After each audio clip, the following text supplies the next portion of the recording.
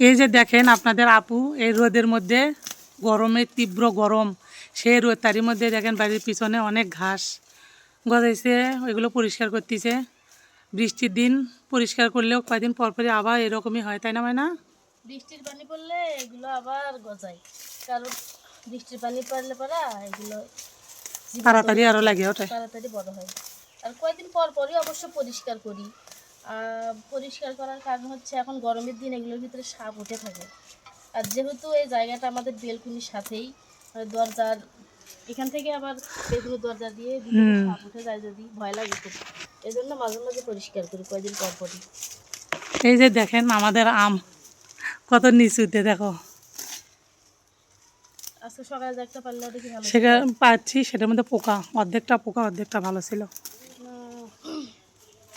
অনেকে মনে করে আমরা কাজ করি না গো। আমাদের কাজকে অন্য কেউ এসে করে দেয় বলো তো? সেটাই তো। এগুলো থাকে, এগুলো থাকে, এগুলো পরিষ্কার করো না। এগুলোর মধ্যে পানি পড়লে তাহলে হচ্ছে মাটিগুলো আটকে থাকবে না। আরে কয়দিন লাগবে দেখো। আর যেগুলো মাটি সব উঠে যাচ্ছে, দেখছো মাটিগুলো আলগা হচ্ছে, পাও দিয়ে ডাবে দাও। তোমার কাজ কি? তোমার তো ময়লাগুলো পরিষ্কার করবে না এগুলা? আমার পরিষ্কার করা শেষ। ওই ওই পাশ পরিষ্কার করে তারপর এই পাশে যাচ্ছি। পাকেনি, আমি সকালেই দেখছি পাকে নেই। কোনটা? এটা কি করবা? এত সুন্দর গাছ, দেখো কি সুন্দর ফুল ফুটছে, এই গাছ নষ্ট করা যায়? দেখছো না এই গাছটার ফুলের অবস্থা, এই গাছের ফুলের অবস্থা। দেখিস যে লাগাইছে তার চেহারাটা একটু দেখি। এক কলি গান গায়ে দাও, হুম হুম হুম বলে শোনান যাবি নি।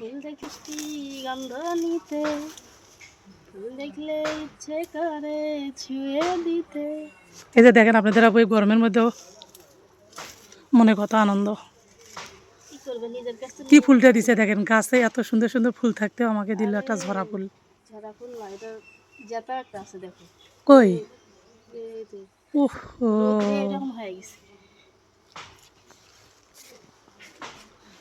তো আজকের ভিডিওটা এই পর্যন্তই।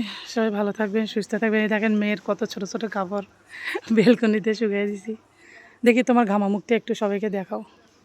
দেখেন আপনাদের আপু কিন্তু অনেক পরিশ্রম করে, শুধু রান্নাটা বাদ দিয়ে সব করে। ট্যাঙ্কি কিন্তু পরিষ্কার ছেলে করে দিয়ে গেছে।